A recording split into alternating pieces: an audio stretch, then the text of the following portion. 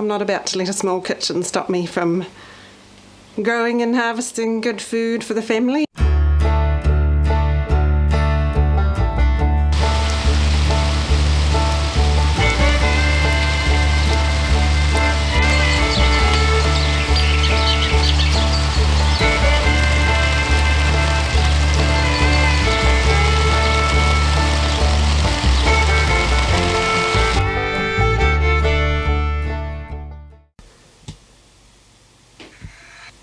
I've been doing a little bit more paint scraping of the laundry cupboard. I haven't gotten to do any renovation stuff for a little while I've caught up on other things to do around here. Steve thought it was funny because I said to myself, if I got the toilet cleaned and at least part of the toilet walls cleaned, then I'd reward myself by getting to scrape some paint. But yeah, it is quite satisfying getting rid of this dark grey paint. It's an even darker grey than the walls. So maybe we'll just go for the shabby chic look and leave it like that. No, we will not. This actual cupboard, there's a different, like an apricot or peach kind of coloured paint underneath, which is different to this other white paint, and it's not coming off so easily, so I'll probably have to actually sand that instead of just using the scraper. This stuff all around the edge was coming off pretty easily with the scraper, so that was fun. I need to do some vacuuming. We still haven't got our washing machine back yet. A week ago we got notified that supposedly it had been repaired and was undergoing final testing, but we haven't heard back since then, so we don't know anything yet. So we're still using the loan borrowed washing machine at the moment, which is a little bit bigger than the cheap one we bought off Trade Me, so at least I've caught up on the washing now.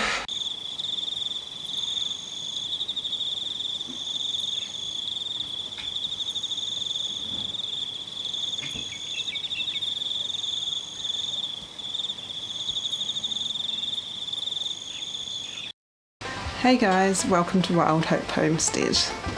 I'm cooking up some beans this morning. I had them soaking in their pots overnight and I'm just going to get them cooking now. Take about at least half an hour, maybe a little bit longer. I've got one pot of black beans and one pot of mixed beans from what we grew last year.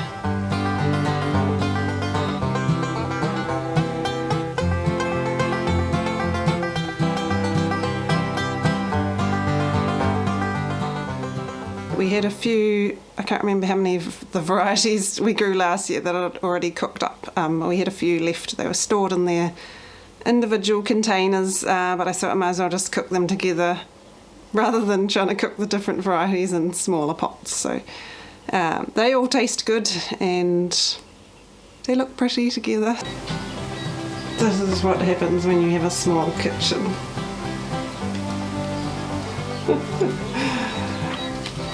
Bags of beans everywhere. I need to cool down before I can vacuum seal them. And there's the rice soaking for dinner. And the butternut that I need to grate up.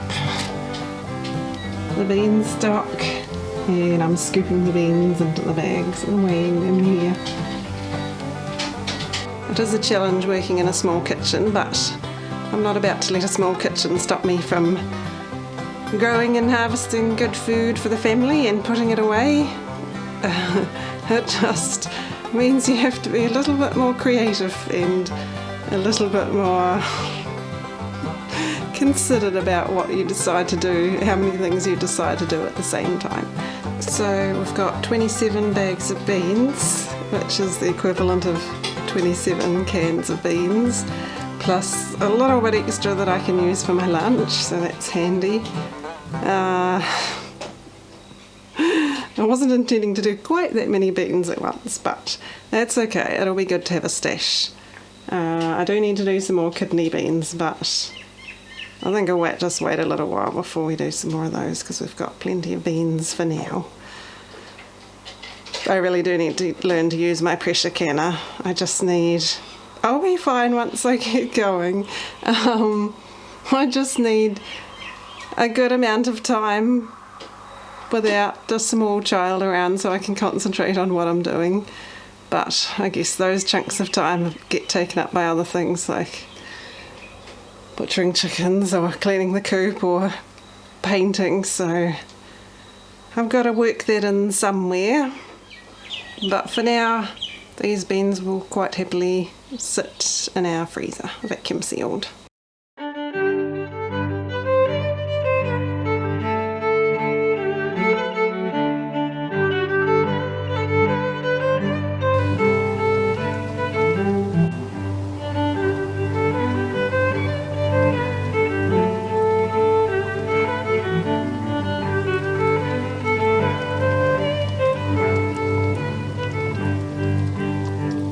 Easter is upon us. Well, it's tomorrow, so and we've got a lot of things going on. So yes, it's been a full-on day in the kitchen mostly.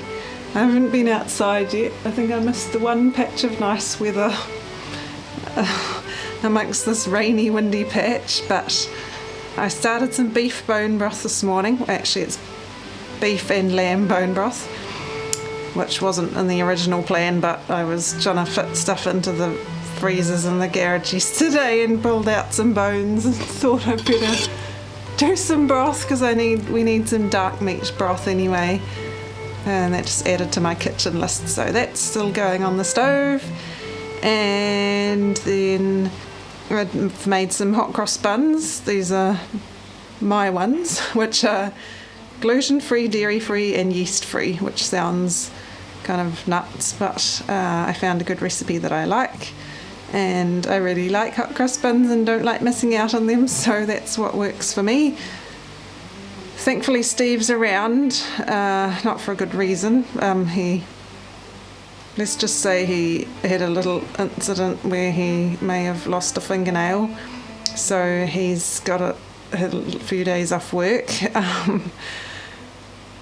Which is not the greatest, but at least he's here and he can help with some things. So he's helping look after Scarlett, and he helped get bacon and egg pies done.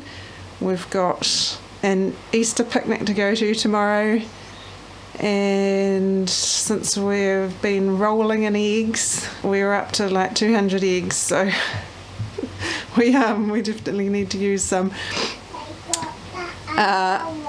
I thought bacon and egg pies would be a good thing to use up some eggs. Good girl. And next I have to make the normal wheat hot cross buns. I'm going to get those, I do the dough in the bread maker and then get those done. I've also got to make chocolate Easter eggs.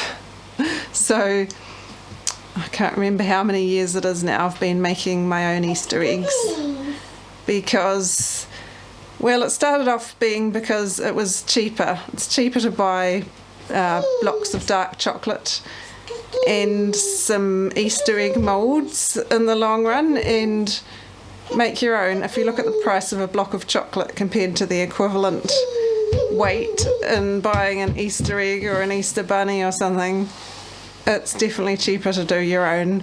And also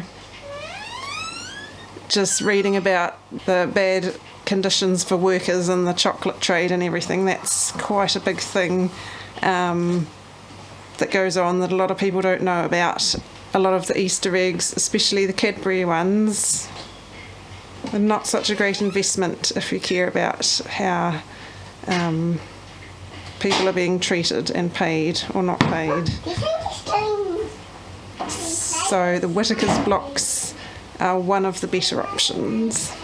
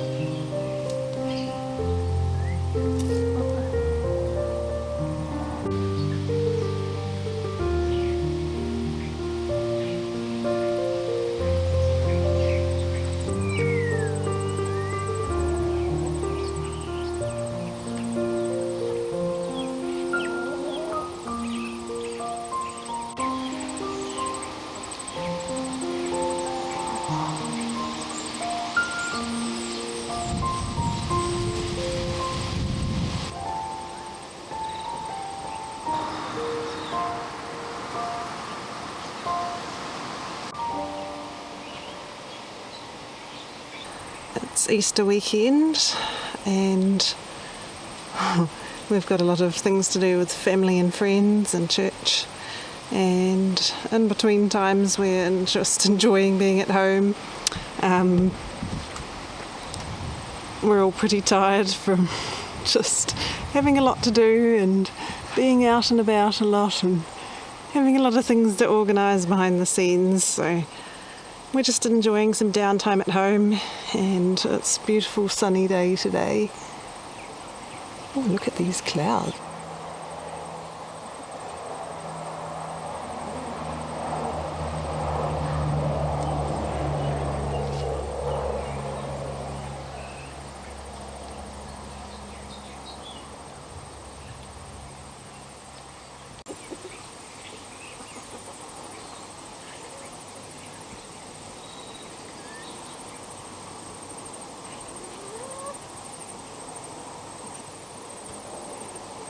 Anyway, tangents aside, we've had a lot of rain this week, well, like drizzly rain and cloudy weather. Yesterday was probably the coldest day we've had so far this year, and it was raining or drizzling off and on most of the day, and then it started to clear up in the afternoon and we had a cool night, which was nice.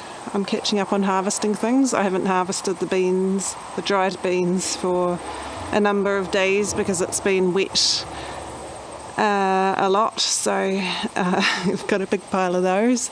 And I've been busy with Easter food things. Thursday was definitely a busy food day.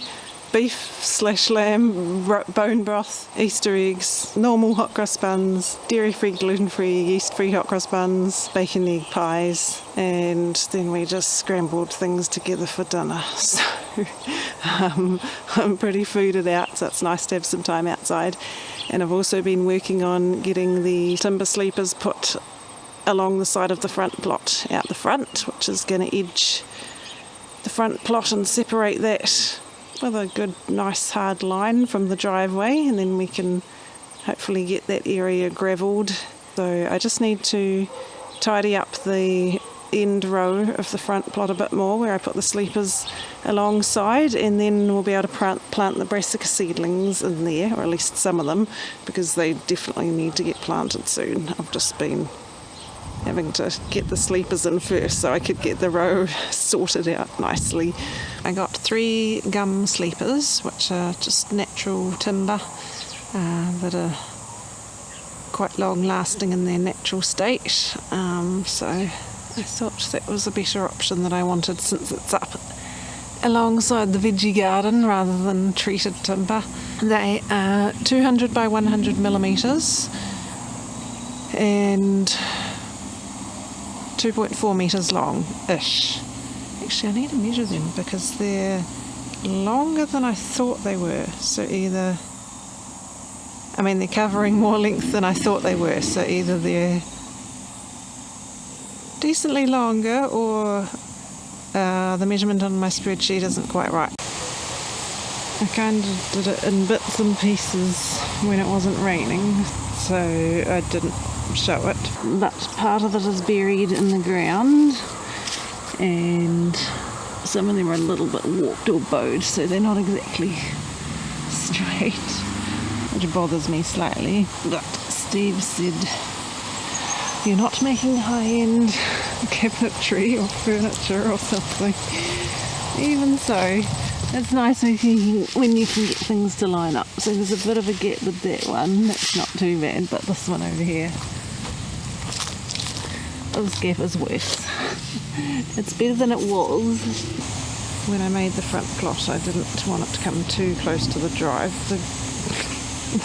The weeds and grass have crept up on the drive quite a bit anyway, so they shouldn't be that far over, but I didn't want to take it right up to the edge of the drive because that's not good for plants or for the drive. So there's going to be in this weird area, this small strip of grass and weeds that's been annoying to deal with, and we need to re-gravel the whole drive, and this means we'll be able to put gravel up to here, so that will be nice. Now I need to finish weeding it.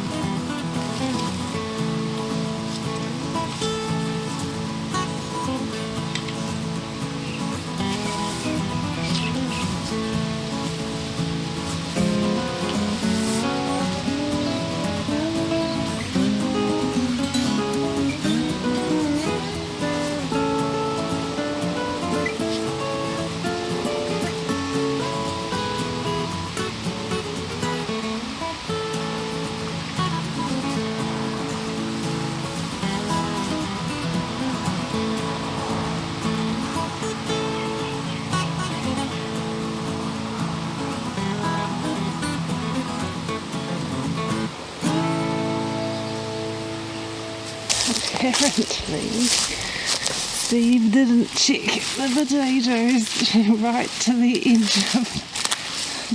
of the bed.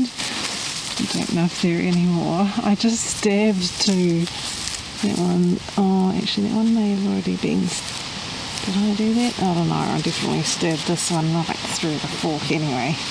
Well, that's good. Some extra agrees. Yay. Get those out of the sun. I'll just check and see if there are any more. I found one more smallish one. So I found a few smaller ones like around the size of these while I was doing the sleepers too. So we'll add all those to our weight tally.